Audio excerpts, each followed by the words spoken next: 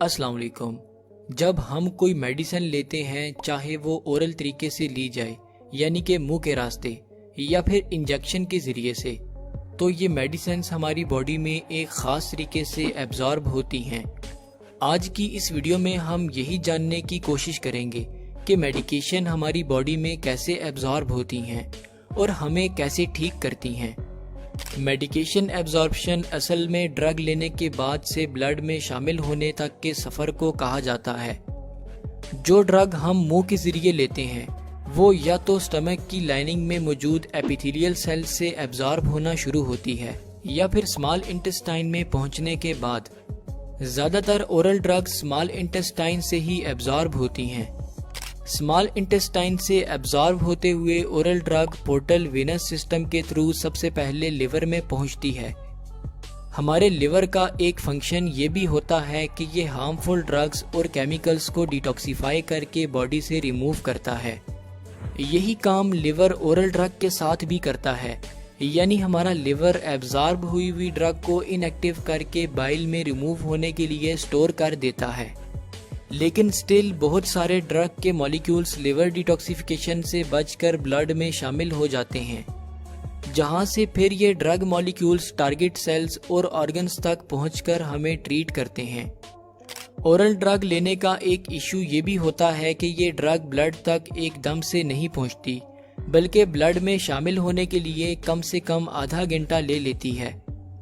अगर ड्रग को इंजेक्शन के जरिए डायरेक्टली वेन्स में इंसर्ट कर दिया जाए तो इस तरह ड्रग गैस्ट्रोइंटेस्टाइनल ट्रैक्ट में जाने के बजाय डायरेक्टली ब्लड में शामिल हो जाती है, जिससे ये ड्रग ज़ाया भी नहीं होती और असर भी जल्दी करती है। इसके अलावा बाज़ ड्रग्स इंजेक्शंस के जरिए मसल्स में इंजेक्ट की जाती हैं। इस किस्म के इंजेक्शन को इंट्रामस्कुलर या सबक्यूटेनियस इंजेक्शन कहा जाता है। इस तरीके से दी गई ड्रग्स मसल सेल्स में मौजूद कैपिलरीज के स्मॉल गैप से ब्लड में इंटर हो जाती हैं और फिर ट्रैवल करते हुए टारगेटेड ऑर्गन्स तक पहुंच जाती हैं।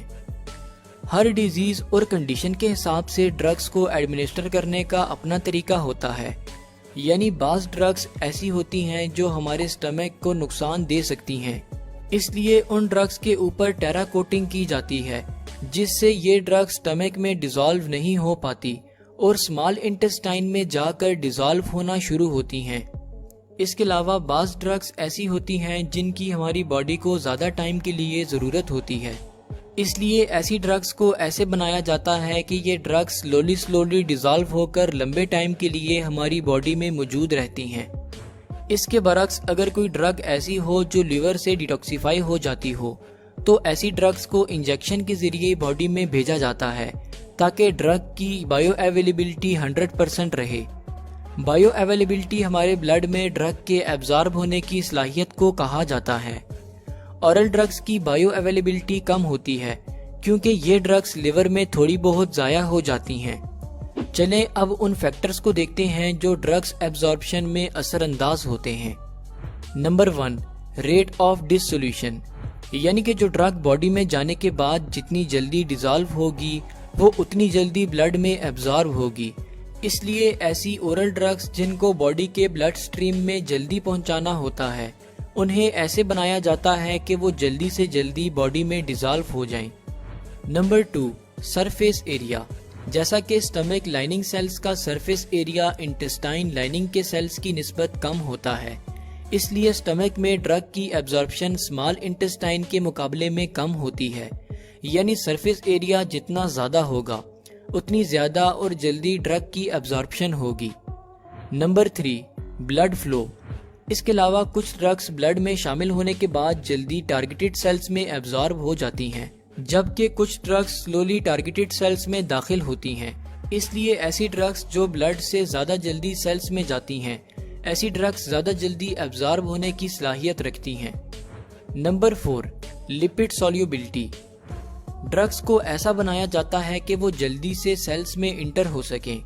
ड्रग्स को इस काबिल बनाने के लिए लिपिड सॉल्युबल बनाया जाता है ताकि ड्रग सेल मेम्ब्रेन से आसानी से गुजर जाएं। इसलिए ड्रग्स की एब्जॉर्प्शन में लिपिड सॉल्युबिलिटी भी एक बड़ा फैक्टर है।